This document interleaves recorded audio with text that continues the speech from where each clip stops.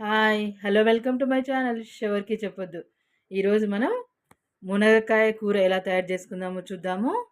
దానికి కావాల్సిన పదార్థాలు ముందుగా మునగకాయలని తీసుకొని ఈ విధంగా కట్ చేసి పెట్టుకుందాము.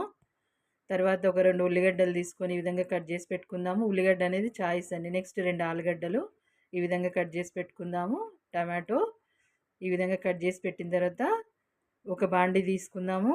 కొంచెం ఆయిల్ వేసి ఈ విధంగా పోపు పెట్టేసుకొని కట్ చేసిన ఉల్లిగడ్డలు ఆలుగడ్డలు దాంట్లో వేసేసి కొంచెంసేపు మగ్గనిద్దామండి. చూడండి ఈ విధంగా మగ్గిన తర్వాత కట్ చేసిన టమాటో కూడా కలిపి మూత పెట్టేసుకుందాము. కొంచెం మగ్గిన తర్వాత కొంచెం అల్లం వెల్లుల్లి పేస్ట్ వేసి కలిపిన తర్వాత కట్ చేసిన మునగకాయలు కూడా యాడ్ చేద్దామండి. ఇప్పుడే కొంచెం మగ్గిన తర్వాత కొంచెం వాటర్ పోసేద్దాము.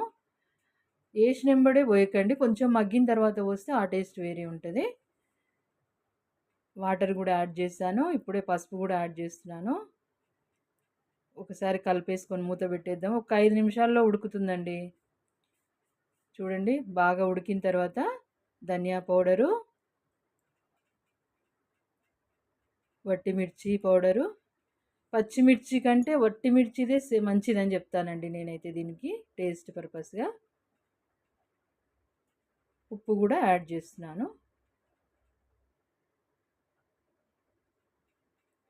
మొత్తం కలిపేసుకొని మూత పెట్టేసుకుందాము. ఒక 5 నిమిషాలు ఉడికిన తర్వాత తీస్తే మనకు వేడి వేడిగా మునగకాయ రెడీ. మునగకాయ కర్రీ చూడండి ఎంత బాగుందో. మునగకాయ రెడీ వేడి వేడిగా. ఇది చపాతీలోకి తినొచ్చు, అన్నానికి తినొచ్చు, పరోటా దేనికైనా తినొచ్చండి. సాంబార్ కంటే దీంట్లో ఎక్కువ తినొచ్చు మునక్కాయలు ఇష్టం ఉండేవాళ్ళు. మా ఛానల్ని షేర్ చేయండి, లైక్ చేయండి, సబ్స్క్రైబ్ చేయండి.